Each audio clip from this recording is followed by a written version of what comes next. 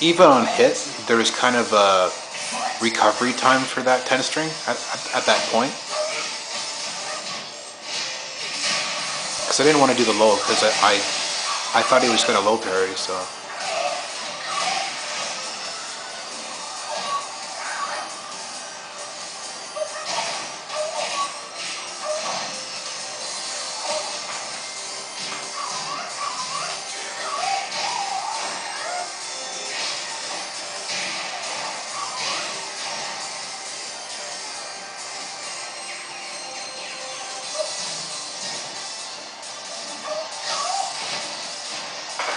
I'm not sure what the best thing is to do after that up 4 gets blocked.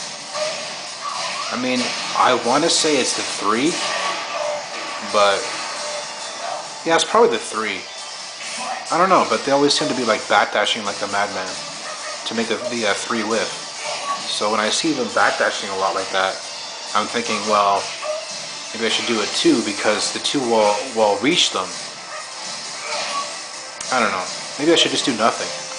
Because if they're backdashing, then doing nothing will just make them fall back to the ground. It's a whole mind game. Up 4 is really not that bad, I guess, with Devil Jin. Like in Tekken 6, when it first came out, there was this guy from Toronto, Azure Fighting John. He was this Asian guy. And you know that Asians know their Tekken.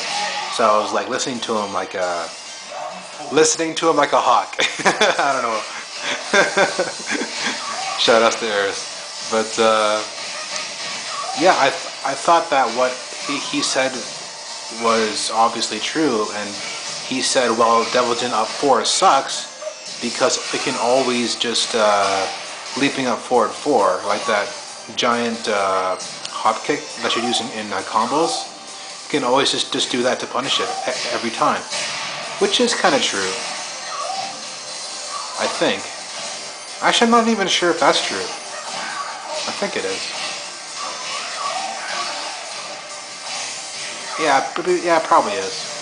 But you can always just do like up 4 and not go up to the fly. I don't know. Up 4 is not that bad.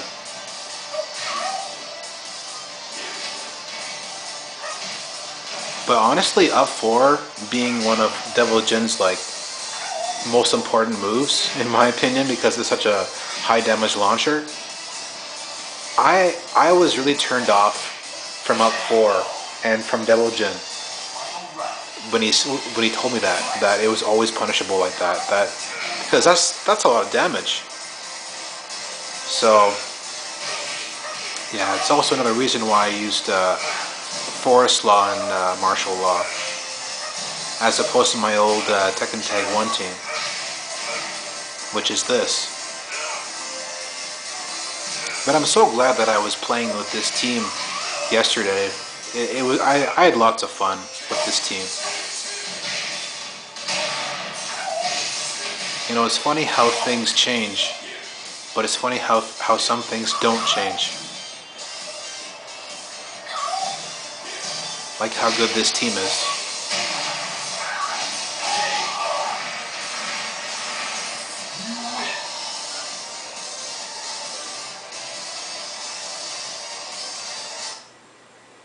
Like I was planning on using Nina and Eddie because I actually mained Christy in Tekken 6, and Eddie and Nina like each other. It's a really good Netsu team. Netsu. So, but I was in practice mode for a long time trying to figure out a good combo with Nina and Eddie, and I was very unimpressed with the damage numbers because I was seeing like you know, I was watching lots of streams and I was seeing like crazy combos, like out of this world damage combos. You know, like Tekken Tag 2, everybody can do like tons of damage now, and like here I am in practice mode doing like what, 79 or something like that, like with Nina. That's not a lot. That was a lot for Tekken 6, but that is not a lot for this game.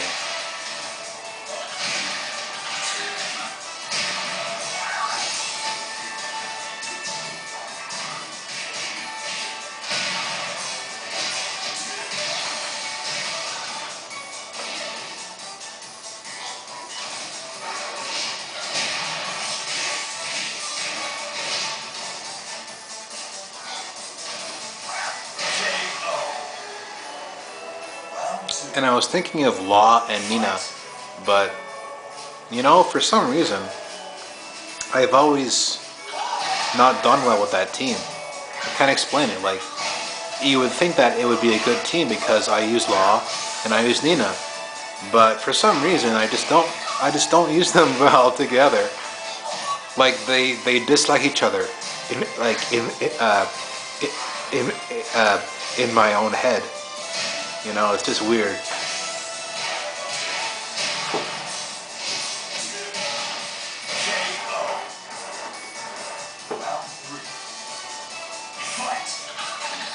And I was thinking Nina and Bruce, which is actually a good team, but I can't do those Nina instant withstanding ones. So I had to find a partner for Nina that could do decent damage as a Tegasol. And Fang does. Fang's sidestep right, forward, 4-3. It's very good for that reason. And then post T, it can do Nina forward, 4-3.